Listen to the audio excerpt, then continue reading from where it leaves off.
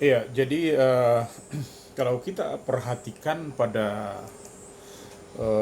proses pembelajaran yang terdahulu sudah saya tekankan bahwa eh, perkembangan komponen biomotorik masing-masingnya ya antara daya tahan, kekuatan, kecepatan ya, itu memiliki kapasitas peningkatan yang berbeda-beda.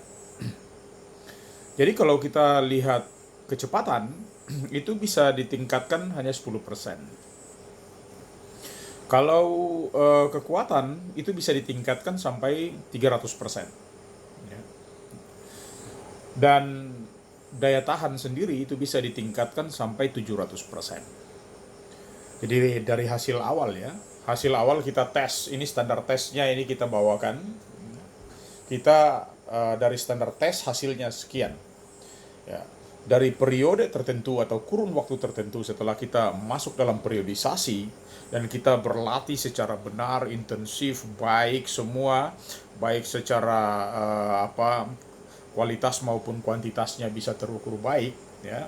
Jadi mulai dari eh, intensitas, volume, repetisi, recovery semua bisa diatur dengan baik, maka standarisasi yang sudah dibakukan itu sebenarnya bisa dicapai. Kecepatan itu memang ditingkatkan sangat sulit, cuma 10% ya. Tapi daya tahan bisa ditingkatkan sampai 700% sehingga kita memiliki waktu yang cukup panjang ya untuk bisa melakukan latihan daya tahan secara baik sehingga pada akhirnya kita bisa mendapatkan hasil yang maksimal juga. Ya, selanjutnya kalau kita lihat proses untuk berlatih daya tahan, ini sebenarnya dia kalau Anda masih ingat di teori saya terdahulu di prinsip-prinsip pelatihan, Anda lihat di situ ada yang namanya hukum reversibilitas ya. Ketika hukum reversibilitas itu kita gunakan dalam proses kepelatihan, maka proses baik itu ada mulai dari respon, bagaimana pembebanan yang kita berikan, kemudian bagaimana kelelahannya kita dapat, dan kita beristirahat dalam kurun waktu tertentu, lalu kemudian dengan beristirahat yang baik itu, maka bisa akan terjadi overkompensasi.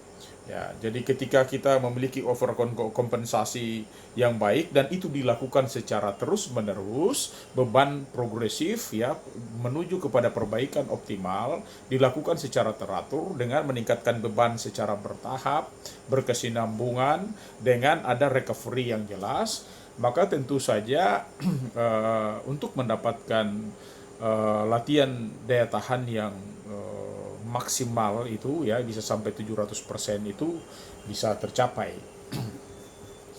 Uh, tujuan tujuan dan manfaat dari latihan daya tahan ini sebenarnya untuk menekan ya, untuk menekan denyut nadi basal kita serendah mungkin ya, dan mendorong denyut nadi maksimal kita setinggi mungkin.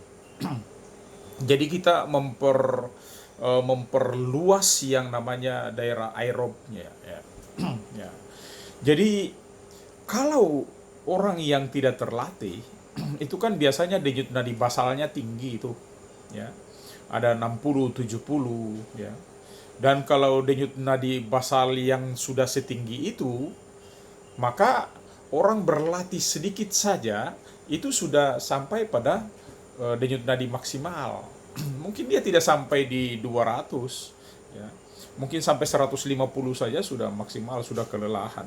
Sehingga kalau kita mau mendorong memaksakan untuk sampai pada denyut nadi maksimal itu sangat sulit bisa tercapai. Tetapi kalau kita berlatih secara teratur, secara baik, maka otomatis denyut nadi basal kita itu akan tertekan menjadi rendah, semakin rendah, dan kita akan dengan sendirinya mendorong denyut nadi maksimal kita itu semakin tinggi, ya menuju kepada denyut nadi yang kita katakan 200 lah gitu ya. Jadi ini menjadi standar. Mengapa orang yang biasa yang tidak terlatih atau boleh dikatakan juga orang yang tidak bugar atau unfit, itu mereka memiliki denyut nadi basal yang tinggi. Mengapa? Ya, denyut nadi basal kalau tinggi itu berarti denyut jantungnya juga berdegup cepat. Ya, kalau denyut nadunya berdegup cepat, maka otomatis denyut nadi basalnya itu tinggi. Tetapi orang semakin terlatih, denyut nadinya itu akan menjadi semakin lambat. Jadi semakin terlatih kita, denyut nadi basal kita itu semakin rendah. Denyut nadi basal itu jangan lupa ya, denyut nadi basal adalah denyut nadi bangun tidur itu. Jadi kita baru bangun tidur, belum beraktivitas apa-apa, itu kita sudah uh, melakukan pengukuran denyut nadi untuk kita ketahui gitu. Jadi kalau saya ilustrasikan sebagai sebuah contoh, ya, misalnya kita lari keliling lapangan 400 meter, kita lari dengan kecepatan penuh, sprint 400 meter, ya. Tentu saja kita akan ngos-ngosan, kita akan kelelahan karena berlari dengan kecepatan penuh maksimal, maka kita akan terkuras habis. Ya. Gitu. Tapi kalau kita berlari 400 meter ya keliling lapangan itu satu putaran dengan perlahan-lahan saja, maka kita sampai ke finish kita masih senang-senang saja, masih bisa menikmati ya, masih bisa bersenda gurau dan lain-lain. Ini ibaratkan jantung kita gitu. Artinya kalau orang yang tidak terlatih sama dengan jantung kita itu. Jantung kita kalau bergerak cepat begini berarti sama dengan berlari sprint yang cepat tadi itu. Artinya semakin cepat jantung berdegup, maka otomatis jantungnya semakin capek, sama seperti kita lari sprint 100 meter tadi itu. Ya. Tapi kalau degup jantungnya itu perlahan-lahan, otomatis juga sampai 400 meter putarannya itu, ya kita masih tetap enjoy saja. Sama juga seperti jantung kita. Kalau kita memelihara jantung kita karena kita terlatih baik, kita berolahraga disiplin baik, maka jantung kita terlatih. Ketika jantung kita berdegup, ya pelan-pelan saja, ya degupnya tidak cepat, maka dia juga lama baru dia capek. Ya, itu berarti bahwa jantung kita memiliki kualitas yang baik. Dia berdegupnya berbuka ya, sistol diastolnya itu membuka lebar, kemudian menutup, menguncup, ya, kemudian membuka lebar, menguncup itu sekaligus mendorong darah untuk menuju ke seluruh tubuh, sehingga sirkulasi darah kita bisa jalan dengan baik. Ya, jadi itu pentingnya seorang yang terlatih ya. Semakin kita terlatih, maka kualitas jantung kita akan semakin baik, degupnya semakin lambat, maka kita ya terlepas dari hukum Tuhan memanggil kita kapan kita akan mati, tetapi kalau dilihat dari kualitas jantung yang bergerak lambat itu, maka jantungnya tidak menjadi lelah dan kita bisa umur panjang. Tetapi kalau jantung kita sama seperti kita bekerja yang anaerobik, yang sprint tadi 400 meter itu, jantung kita bergerak cepat seperti itu, jantung kita akan menjadi cepat lelah dan kemudian kita juga bisa segera is dead ya, karena jantung kita tidak akan mampu bertahan. Itu ilustrasi yang mungkin perlu disampaikan kepada kita sehingga kita perlu berlatih yang daya tahan ini ya, berlatih dengan baik, maka dengan sendirinya kita semakin terlatih, maka denyut nadi basal kita semakin rendah dan kita bisa menjangkau setinggi mungkin denyut nadi maksimal kita ya, karena semakin luasnya sistol diastol jantung, volume paru kita juga berkembang baik sehingga kita bisa bernapas secara baik, jantung bisa menyesuaikan dan kita bisa berlatih secara sempurna, hasilnya pun pasti akan baik. Itu contoh-contoh yang paling tidak sebagai ilustrasi kepada kita ya. Berikut adalah bentuk-bentuk latihan interval ya. Ada dua jenis bentuk latihan interval. Tadi saya katakan salah satu bentuk latihan interval untuk meningkatkan daya tahan kita. Jadi kalau kita lihat latihan interval itu ada dua cara yang kita lakukan. Ada yang dengan cara lambat tetapi jaraknya lebih jauh ya. Ataukah kita menggunakan cara yang kedua ya, jarak kita cepat tetapi jaraknya lebih dekat ya. Misalnya contoh A ya, kita salah satu contoh, misalnya kita berlatih dengan repetisi ya 3 kali dan jarak lari kita 800 meter. Ini yang contoh A, ini contoh yang lambat tapi dengan jarak yang lebih jauh ya. Jadi rata-rata kita melakukan repetisi 3 kali, ya. Kemudian kita berlari misalnya jarak 800 meter, waktu yang kita capai misalnya 160 detik, ya. Dan kemudian kita melakukan istirahat 5 menit. Kemudian kita bisa juga dengan cara yang dengan set yang berikut, kita dengan 3 repetisi lagi. Volume dari jarak itu kita kurangi menjadi dari 800 menjadi 600 meter. Kemudian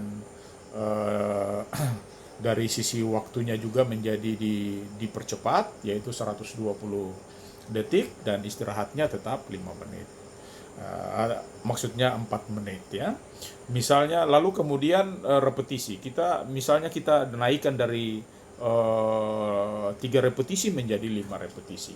Tetapi jaraknya kita dekatkan, karena repetisinya kita tingkatkan, maka jaraknya kita pendekkan.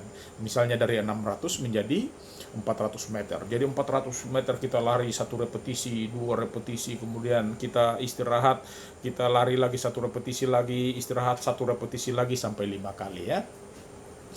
Waktunya kita misalnya gunakan 80 detik ya. Tapi ini sekali lagi, ini ukuran-ukuran kepada atlet-atlet lari ya, nomor atletik ya.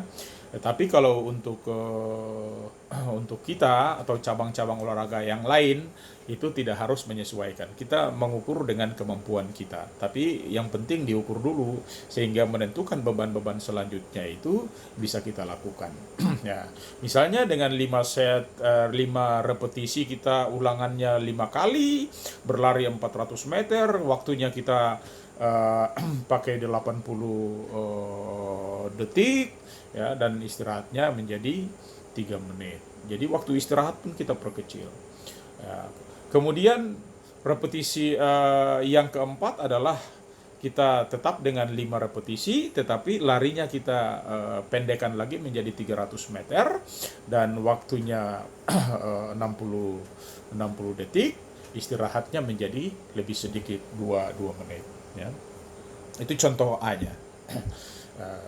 Kalau contoh B-nya bisa dengan rata-rata kita menggunakan 5 repetisi. Nah, tetapi jaraknya berbeda-beda. Mulai dari 50 meter, kemudian naik 100 meter tetap 5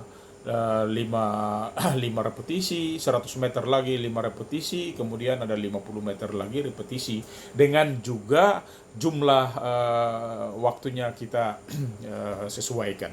Jadi misalnya kita berlari 50 meter 5 kali atau 5 kali ulangan, kemudian waktunya cukup dengan 8 detik, dan kita karena waktunya dekat, kita istirahat juga cukup 30 detik ya. Atau juga kita yang berikut kita dengan lari 100 meter, ulangannya kita mengulang 5 kali dan waktunya kita naikkan menjadi 16 detik ya, dan kita karena waktunya cukup panjang 16 detik, maka kita istirahat pun diperpanjang menjadi 90 detik ya. Dan di set ketiga juga bisa seperti itu dengan cara yang sama, lari 100 meter diulang 5 kali, kemudian waktunya tetap sama, istirahatnya pun tetap 90 detik. Baru kita masuk lagi di set yang keempat, misalnya dengan berlari 50 meter 5 kali juga dengan waktunya 8 detik dan istirahatnya cuma 30 detik. Ini bentuk-bentuk latihan interval untuk bisa meningkatkan kemampuan ya, kapasitas aerobik kita ya. Ada juga contoh misalnya ya, kita bisa berlari dengan katakanlah set pertama ya, kita berlari dengan 20 menit ya. 20 menit itu dengan cara 100 meter lari, 100 meternya jogging. Jogging itu setengah lari, setengah jalan ya. Kemudian setelah 20 menit, jadi itu dilakukan selama 20 menit ya. Lari dengan kecepatan konstan, kemudian jogging, lari lagi 100 meter, jogging, lari lagi 100 meter, jogging. Ya, itu selama 20 menit. Setelah 20 menit kita istirahat 10 menit. Ya, kemudian kita masuk lagi set kedua, ya kita lari lagi 20 menit dengan cara yang bisa kita rubah. Jadi caranya kita mulai perpanjang larinya, jarak larinya 200 meter. Kalau tadi pertama 100 meter, kalau sekarang kita tingkatkan lagi dengan waktu yang sama, 20 menit, tapi sudah diperpanjang larinya, lari dengan kecepatan konstan tadi itu. Jadi dari 100 meter menjadi 200 meter, tetapi joggingnya tetap 100 meter. Nah, itu dengan cara-cara yang lain. Atau juga bisa dengan set pertama lari 15 menit, ya.